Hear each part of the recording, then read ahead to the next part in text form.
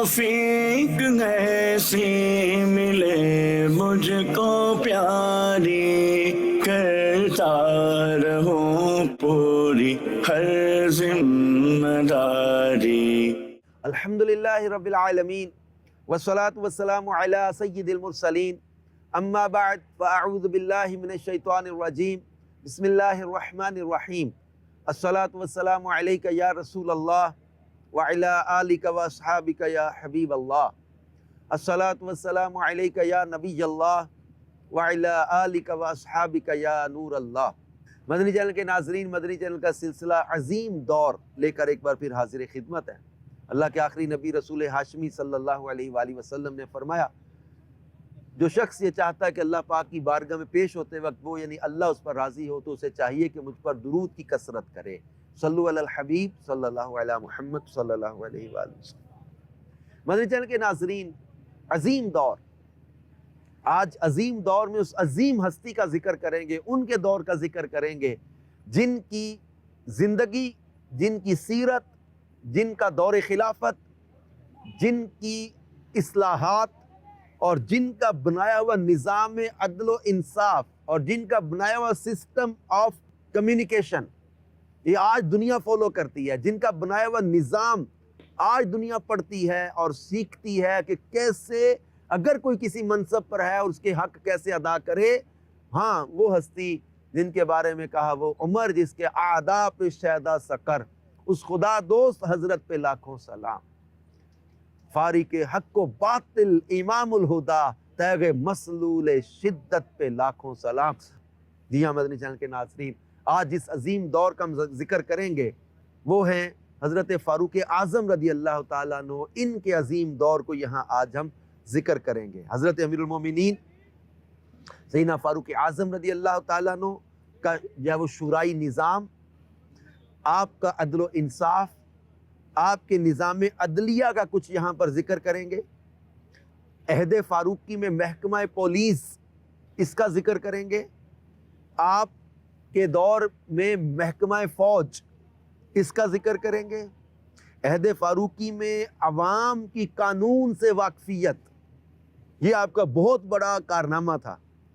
پھر حفاظت علم کے لیے آپ کی خدمات، مختلف فتنوں کا سد باب، عہد فاروقی کی علمی مشاورتیں، اور آپ کے عظیم دور میں ہجری تاریخ کا جو آغاز کیا گیا اور فیمیل کے لیے تعلیمی نصاب، اسلامی بہنوں کا تعلیمی نصاب، علماء کرام اور مفتیان عظام کی تنخواہیں، ان کی سیلریز، فاروق اعظم کی علمی معاونت، فتوحات فاروقی کی بہت وسعت ہے جس کو ہم یہاں پر وہ سرسری ذکر کر سکیں گے۔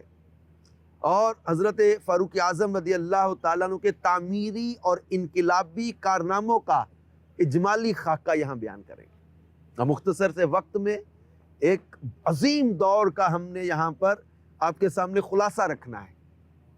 مدنی چینل کے ناظرین، مسلمانوں کے دوسرے خلیفہ امیر المومنین حضرت سیدنا فاروق اعظم رضی اللہ عنہ، جو پسندیدہ اور بلند مقام و مرتبہ پر فائز تھے، انہیں اللہ پاک نے صادق و مصدوق نبی صلی اللہ علیہ وآلہ وسلم کی دعوت توحید کے غلبے اور حق و باطل کے درمیان فرق کرنے کا ذریعہ بنایا۔ انہی کے ذریعے ہادی برحق صلی اللہ علیہ وآلہ وسلم کے لیے توحید کے میدان ہموار فرمائے، مصائب کے منہ بند کیے، جس سے دعوت اسلام پھیل گئی اور اللہ کا کلمہ مضبوط ہو گیا۔ اللہ پاک نے امیر المومنین حضرت سیدنا فاروق اعظم رضی اللہ عنہ کو عسکری شان و شوکت عطا فرمائی، جس کی بدولت دنیا میں اسلامی حکومت رائج ہوئی۔ چنانچہ توحید کے ساتھ مسلمانوں کی پست آوازیں بلند ہو گئیں اور اپنے کمزور حال ہونے کے بعد ثابت قدم ہو گئے۔ اللہ پاک نے آپ کے دل میں حق الیقین ایمان راسخ فرمایا، جس کی وجہ سے آپ غیر مسلموں کے تمام منصوبوں پر غالب آ گئے۔ آپ نے کبھی غیر مسلموں کی کثرت و طاقت کی طرف توجہ نہیں کی، آپ ان کی روک ٹوک کی پرواہ نہیں کرتے تھے، بلکہ اس پر بھروسہ کیا جو سب کا پیدا کرنے والا ہے، یعنی اللہ پاک، اور جو سب کے لیے کافی ہے، اس سے مدد حاصل کی جو مصیبت کو رفع کرنے والا اور شافی ہے۔ حضرت فاروق اعظم رضی اللہ تعالیٰ عنہ نے اس بوجھ کو اٹھایا جو حضور جان عالم صلی اللہ علیہ وآلہ وسلم نے اٹھایا تھا، اور مصائب و تکالیف پر صبر کیا، کیونکہ اسی سے اللہ کی ملاقات کی امید کی جاتی ہے۔ حضرت فاروق اعظم رضی اللہ عنہ کا دور کیسا پیارا دور تھا کہ فاروق اعظم رضی اللہ تعالیٰ عنہ ہر عیش و عشرت اختیار کرنے والے سے دور رہے، اور ہر اس شخص کو گلے لگایا دین کی مدد کے لیے تیار ہوتا۔ آپ باطل پرستوں سے مقابلہ کرنے میں تمام صحابہ کرام سے سبقت لے جاتے، اور احکام میں آپ کی رائے رب العالمین کی موافق ہوتی۔ سکینہ و اطمینان آپ کی زبان پر گفتگو کرتا، اور حکمت و دانائی آپ کے بیان سے ظاہر ہوتی۔ آپ حق کی طرف مائل، حق کی خاطر لڑنے والے اور مشکلات کو برداشت کرنے والے تھے، اور آپ اللہ کے سوا کسی سے نہیں ڈرتے تھے۔ حضرت سیدنا فاروق اعظم رضی اللہ عنہ وہ عظیم شخصیت ہے جن کے شاندار کردار اور کارناموں سے اسلام کا چہرہ روشن ہے۔ حضرت عمر فاروق رضی اللہ تعالیٰ عنہ کا دور خلافت اسلامی تاریخ کا درخشندہ اور بے مثال دور تھا۔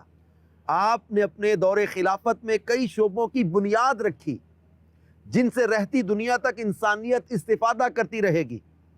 حضرت فاروق اعظم وہ عظیم المرتبہ شخصیت ہیں جن کی اسلام کی قبولیت کے لیے اللہ کے آخری نبی صلی اللہ علیہ وآلہ وسلم نے اللہ پاک سے دعا مانگی تھی، اور آپ کے اسلام قبول کرنے سے مسلمانوں کی قوت اور عظمت میں بے پناہ اضافہ ہوا۔ حضرت عمر رضی اللہ عنہ کے دور خلافت میں اسلامی سلطنت کی حدود 22 لاکھ مربع میل تک پھیل گئی تھی۔ آپ کے دور میں مصر، ایران، روم اور شام جیسے بڑے بڑے ممالک فتح ہوئے۔ آپ نے پولیس، نظام عدل، ڈاک، زرعی، مالیاتی اصلاحات اور جیلوں اور سراؤں سمیت کئی شعبوں کی بنیاد ڈالی۔ اور حضرت فاروق اعظم رضی اللہ تعالیٰ عنہ کا شورا کا ایک پورا نظام تھا، شورائی نظام۔ شورا مشورے کو کہتے ہیں، جس نظام میں مختلف امور و مشاورت کے بعد طے شدہ امور پر عمل کیا جائے اسے شورائی نظام کہا جاتا ہے۔ جس نظام میں مختلف امور پر مشاورت کے بعد طے شدہ امور پر عمل کیا جائے اسے شورائی نظام کہا جاتا ہے۔ شورائی نظام کو اسلام میں بہت زیادہ اہمیت حاصل ہے، اور اس کا اندازہ اس بات سے لگایا جا سکتا ہے کہ اللہ پاک نے قرآن پاک میں اسے بیان فرمایا۔ چنانچہ ارشاد ہوتا ہے وَأَمْرُهُمْ شُورَا بَيْنَهُمْ، اور ان کے کام ان کے آپس کے مشورے سے ہے۔ امیر المومنین سیدنا فاروق اعظم رضی اللہ عنہ نے بھی عہد رسالت اور عہد صدیقی کی اتباع کرتے ہوئے اپنی خلافت کی اساس بھی شورائیت ہی پر رکھی، بلکہ آپ تو چھوٹے سے چھوٹے معاملے میں بھی مشاورت ہی کو ترجیح دیتے تھے۔ یعنی وہ ہستی فاروق اعظم رضی اللہ تعالیٰ عنہ جن کے بارے میں رسول پاک صلی اللہ علیہ وسلم نے فرمایا تھا اگر میرے بعد کوئی نبی ہوتا تو عمر نبی ہوتا۔ یعنی وہ فاروق اعظم جن کو اتنی ذہانت، اتنی اللہ پاک نے صلاحیت عطا کی ہوئی، جن کی رائے کی موافقت میں قرآن نازل ہو جاتا، یعنی وہ فاروق اعظم رضی اللہ تعالیٰ عنہ یہ مشاورت کے ساتھ اپنے ڈیسیجن لیتے تھے۔ ہر چھوٹے بڑے معاملے میں آپ مشاورت کرتے تھے، اور خاص طور پہ کوئی نیا معاملہ پیش آتا تو اس کے بارے میں اس وقت تک فیصلہ نہیں فرماتے تھے جب تک اکابرین صحابہ کرام اور اہل رائے سے مشاورت نہ فرما لیتے۔ یہ وہ عظیم دور جس کو ہم یاد کر رہے ہیں کہ حضرت فاروق اعظم رضی اللہ تعالیٰ عنہ اپنی رائے ہی کو افضل نہیں سمجھتے تھے، اکابر صحابہ سے مشورہ کرتے۔ حضرت مولا علی مشکل کشا شیر خدا رضی اللہ تعالیٰ عنہ یہ ان کے مشاورت میں تھے۔ حضرت عثمان غنی سے مشاورت کرتے، حضرت ابو عبیدہ بن جراح سے مشاورت ہوتی، اور جلیل القدر صحابہ سے مشاورت ہوتی، اور ذہین اور جلیل القدر لوگوں سے آپ مشاورت کیا کرتے تھے۔ پھر حضرت فاروق اعظم رضی اللہ تعالیٰ کے دور کا ایک عظیم جو ہے وہ کارنامہ وہ ہے عدل و انصاف۔ حضرت فاروق اعظم پیارے آقا صلی اللہ علیہ وسلم کی اتباع میں قرآن و سنت کے اسی نظام عدل و انصاف کو پوری سلطنت میں رائج فرمایا کہ ہر چھوٹا بڑا امیر غریب آپ کو اپنی جان، مال، آل و اولاد سب کا محافظ سمجھنے پر مجبور ہو گیا۔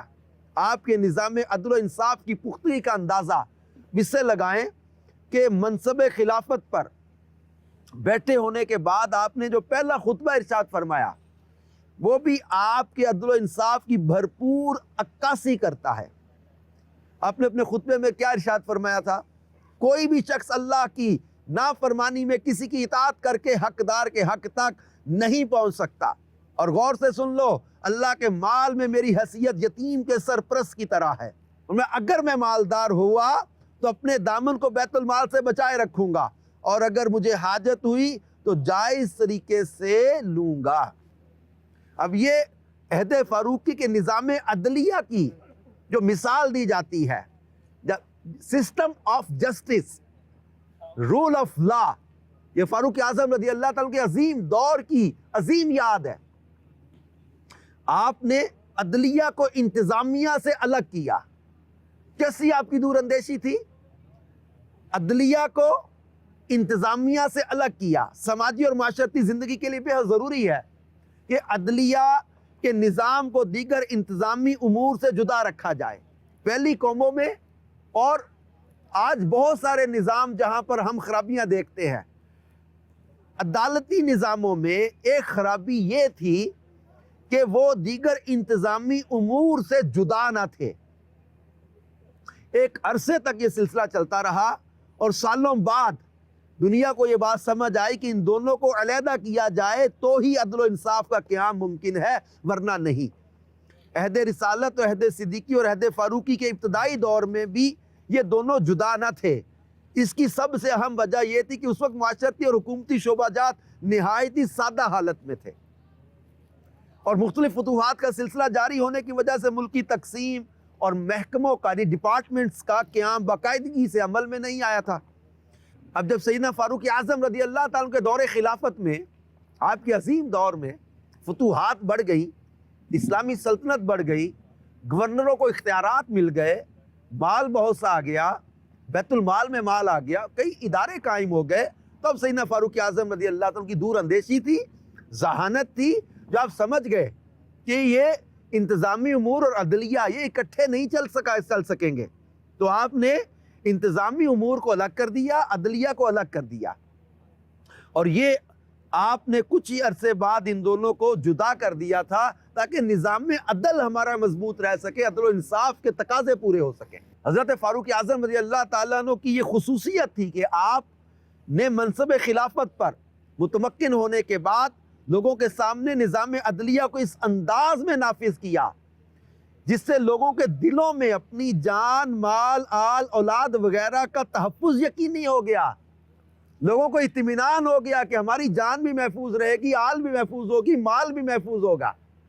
یہ بہت بڑی کامیابی تھی حضرت فاروق اعظم رضی اللہ تعالیٰ کی، کہ اتنا وسیع نظام بن گیا تھا حکومت کا، لیکن وہاں عدل و انصاف کو قائم کرنا، وہاں لوگوں کے مال جان کا تحفظ، ان کے گھر کاروبار کا تحفظ، ان کو اطمینان رہے کہ ہماری چیزیں محفوظ ہیں، ہم اسلامی سلطنت میں محفوظ ہیں، تو یہ بہت بڑی حضرت فاروق اعظم رضی اللہ تعالیٰ کی کامیابی تھی۔ عہد فاروقی میں محکمہ پولیس قائم کیا گیا، اور جو ہے وہ لوگوں کے معاملات پر نظر رکھنے کے لیے آپ نے مختلف فوجی افسروں کو بھی مقرر فرمایا۔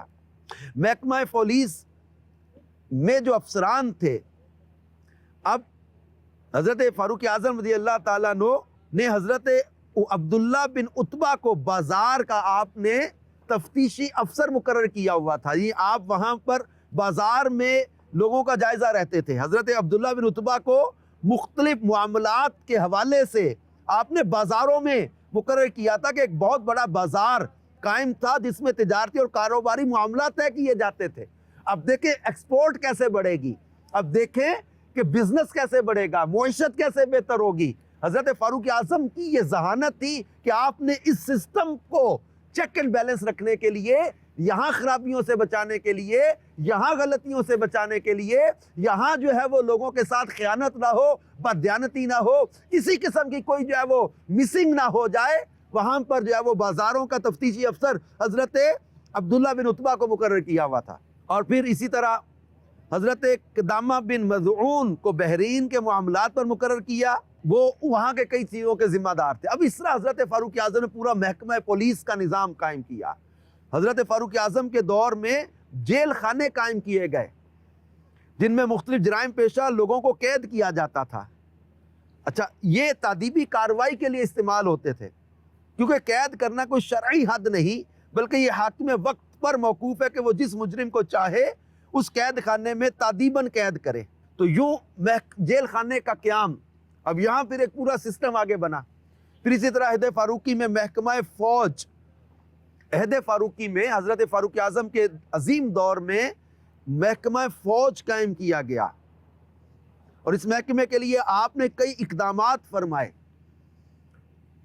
تو آپ عہد فاروقی میں عوام کی قانون سے واقفیت، کہ مجرم کے حق میں لا علمی حجت نہیں تھی، یعنی عوام کے اندر اویئرنیس پیدا کرنا قانون کی، شریعت کیا، نظام کیا ہے، اور کس کا کیا حق ہے، کس کو کہاں کیا چاہیے، تو ہر ایک جو ہے وہ قانون سے واقف ہو کہ کون سا قانون ہے، کون سا رول ہے۔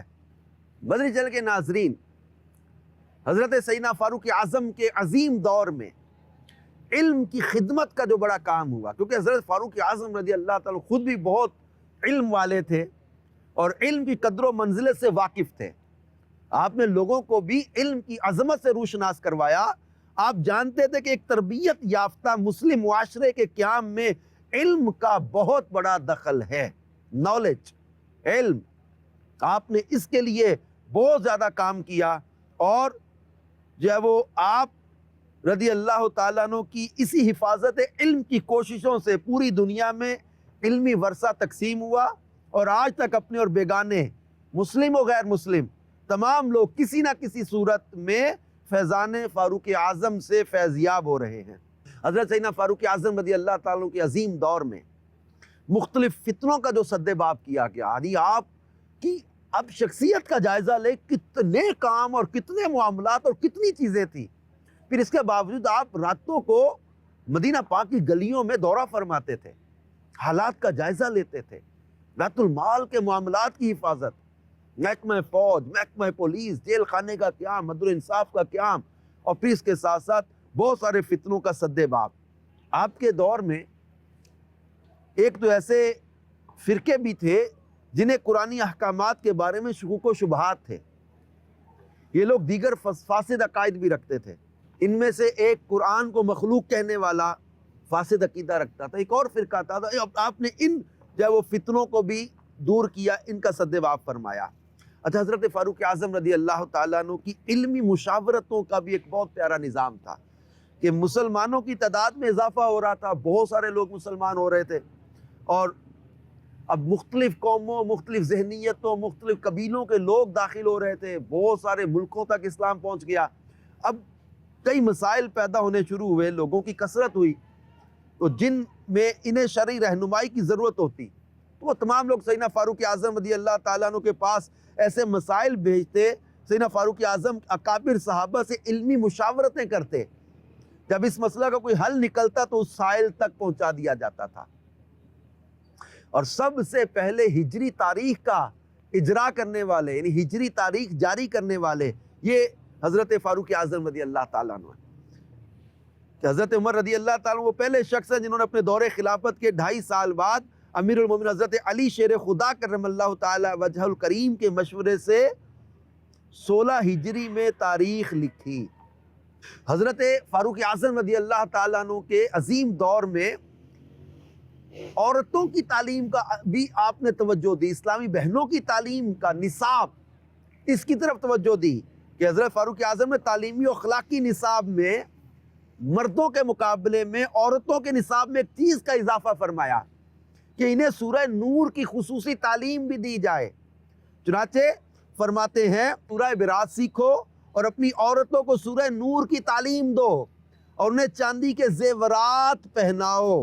حضرت فاروق اعظم رضی اللہ تعالیٰ عنہ ان کی اخلاقی تربیت پر بھی آپ کی توجہ تھی، اور جو آپ نے انہیں سورہ نور کی خصوصیت کے ساتھ تعلیم کا ذہن دیا۔ میں یہاں مشورہ دوں گا مدنی کے ناظرین، اپنی بیٹیوں کو، اپنی بچیوں کو سورہ نور کی تعلیم دیں، انہیں سورہ نور کی تفسیر پڑھائیں، اس میں ان کو اللہ پاک کی محبت، شریعت کے تقاضے، احکام، عورتوں کے ذمے کیا کیا اسلام نے ان کے حقوق کیا رکھے اور ان کی رسپانسبلٹیز کیا ہے، ہمارا گھر امن کا گہوارہ کیسے بن جائے گا۔ ایک بیٹی ہے، کل کی ماں ہے، اس کی اچھی تربیت ہو جائے گی، پورا معاشرہ انشاءاللہ سنتوں کا گہوارہ بنتا چلا جائے گا۔ حضرت عمر رضی اللہ تعالیٰ کے عظیم دور میں ایک بڑا کام اور ہوا، کیونکہ بہت سارے شہر فتح ہوئے، بہت سارے لوگ اسلام میں داخل ہوئے۔ اب وہاں پر مفتیان کرام کو، علماء کرام کو بھیجا جاتا تھا۔ حضرت عمر جانتے تھے کہ اب ان کے پاس لوگوں کا رجوع ہوگا، رش ہوگا، مسائل لوگ سیکھیں گے، علم سیکھیں گے، نماز سیکھیں گے، مسائل پوچھنے آئیں گے، ان کے پاس رش لگے گا، لوگ جمع ہوں گے۔ حضرت عمر رضی اللہ تعالیٰ کی ذہانتی اور دور اندیشی تھی کہ یہ جانتے تھے کہ علماء، مفتیان کرام، اب ان کو جو بھیجوں گا مختلف شہروں میں، لوگوں کا رجوع ان کی طرف ہوگا، رش لگے گا، لوگ مسائل پوچھیں گے، لوگ ان کے گرد جمع ہوں گے، نئے مسلمان ہونے والے لوگ، ان کو قرآن سکھانا ہے، نماز سکھانی ہے، دین کے مسائل سکھانے ہیں۔ تو جو اگر یہ اپنے کاروبار میں، اپنے دنیاوی کام کاج میں مصروف ہوں گے تو یہ اپنے دینی مسائل سکھانے میں ان میں حرج واقع نہ ہو جائے۔ تو حضرت فاروق اعظم رضی اللہ تعالیٰ عنہ نے علماء کرام اور مفتیان کرام کی سیلریز مقرر کی، ان کی تنخواہیں مقرر کر دی، تاکہ یہ پوری توجہ کے ساتھ اپنے دینی کاموں کو سر انجام دیتے رہیں۔ اور یہ آپ کی زبردست خدمت تھی، جس کے ذریعے پھر بہت سارے لوگوں کے اندر اسلام کی محبت پیدا ہوئی، دین سیکھنے کا، علم سیکھنے کا اور آگے سکھانے کا جذبہ بڑھتا چلا گیا۔ حضرت فاروق اعظم رضی اللہ تعالیٰ کی علمی معاونت جو تھی، یہ آپ کے عظیم دور کی ایک زبردست خدمت تھی۔ اور یہ اقدامات جو آپ نے کیے، جو ہے وہ نشر و اشاعت سے متعلقہ، اور آج ان تمام مدارس اور جامعات اور دارالافتاء کا بھی وجود نہ ہوتا، یقیناً یہ فاروق اعظم رضی اللہ تعالیٰ کا فیضان ہے جو آپ نے اس مقصد کی تکمیل کے لیے صحابہ کرام کو مختلف جگہوں پر بھیجا، جس کے نتیجے میں کئی اسلامی درس گاہیں، جامعات، مدارس اور تربیتی دارالافتاء کا قیام عمل میں آیا۔ اگرچہ ان علمی مراکز کی وہ بظاہر یہ شکل نہیں تھی جو آج ہمارے سامنے، لیکن نظام وہی تھا، سسٹم اور تھیم وہی تھا، اور جس کو بنیاد بنا کے آگے یہ آج مدارس، جامعات، دارالافتاء اور دیگر جو ہے وہ علمی ادارے قائم کیے گئے۔ حضرت فاروق اعظم رضی اللہ تعالیٰ عنہ کے تعمیر و انقلابی کارناموں کا ایک اجمالی خاکہ میں یہاں بیان کرتا ہوں۔ خلیفہ اول صدیق اکبر رضی اللہ عنہ کو جمع قرآن کا مشورہ دیا، معاشرتی جرائم کی روک تھام کے لیے شعبہ جات قائم کیے، اور کسی کو حاکم مقرر کرتے تو اس کے اثاثہ جات کی تفصیل لکھ لیتے تھے۔ یہ بہت زبردست کام تھا کہ جس کو حاکم مقرر کیا، اس کے جو اثاثے ہیں، ایسٹس ہیں، وہ لکھ لیے جاتے تھے۔ حکمرانوں کی باز پرس فرماتے، اہل علم اور اہل رائے پر مشتمل شورا بنائی، مجلس شورا کا نظام قائم کیا، عدالتی نظام کو استحکام بخشا، مختلف علاقوں میں جج مقرر فرمائے، باقاعدہ تراویح کی جماعت قائم کروائی۔ آپ کی کوشش سے نماز جنازہ کی 4 تکبیرات پر اجماع ہوا، تجارت کے گھوڑوں پر زکوٰۃ مقرر فرمائی، ائمہ مؤذنین کے مشاعرے مقرر فرمائے، متفرق لوگوں حتیٰ کہ پیدا ہونے والے بچوں کے وظائف بھی مقرر فرمائے، اور باقاعدہ بیت المال جس میں مال جمع کر کے حساب کتاب بھی رکھا گیا، وہ آپ کے عہد خلافت میں قائم ہوا۔ آپ کے عہد خلافت میں 1036 یعنی 1036 سٹیز مضافات سمیت فتح ہوئے، 4000 مساجد کی تعمیر ہوئی، 900 ممبر تعمیر ہوئے، ویران اور بے آباد زمینوں کی آباد کاری کے لیے احکام جاری کیے گئے، کئی نئے شہر بسائے گئے، علم و فن کا مرکز رہنے والا شہر کوفہ بھی آپ کے دور خلافت میں بسایا گیا، اور مردم شماری کروائی، یتیم بچوں کی پرورش کا انتظام کیا، راستوں میں مسافر خانے بنائے، غلے کے گودام بنوائے، مختلف شہروں میں مہمان خانے اور مسافر خانے بنوائے، خبر رسانی کا نظام پختہ کیا، عمال یعنی گورنرز کے لیے حکومتی اقدامات متعین فرمائے، احتساب مکتب بنایا، خراج کی وصولی کے لیے جنگلوں اور پہاڑوں کی پیمائش کروائی، اسلامی سکے رائج فرمائے، حربی تاجروں کو بشرط عشر دارالاسلام میں مسلمانوں کے ساتھ تجارت کی اجازت عطا فرمائی۔ اپنے بعد خلیفہ کے انتخاب کے لیے 6 رکنی مجلس شورا قائم فرمائی۔ یہ چند چیزیں حضرت فاروق اعظم کے عظیم دور کی یاد ہم نے بیان کی، اور اتنے عظیم، اتنے بڑے خلیفہ ہونے کے باوجود کبھی اینٹ کا سرہانہ بنا کے، کبھی ہاتھ کا سرہانہ بنا کے مٹی پر بھی لیٹ جاتے تھے۔ اور فاروق اعظم رضی اللہ تعالیٰ کی سادگی، ان کا خوف خدا، عشق رسول، ان کی للہیت، ان کا جو ہے وہ عظیم دور ہمیں یاد دلاتا ہے کہ کس طرح رسول پاک صلی اللہ علیہ وسلم کے یہ پیارے وزیر، انہوں نے اپنے دور میں مسلمانوں کی، اسلام کی اور مخلوق خدا کی خدمت کی، کس طرح انہوں نے مخلوق خدا کو امن دیا، عدل دیا۔ اللہ پاک پیارے محبوب علیہ الصلوۃ والسلام کا صدقہ ان کی سیرت اپنانے کی ہمیں توفیق عطا فرمائے، آمین بجاہ خاتم النبیین صلی اللہ علیہ وآلہ وسلم۔ توفیق ایسی ملے مجھ کو پیاری، کرتا رہوں پوری ہر ذمہ داری۔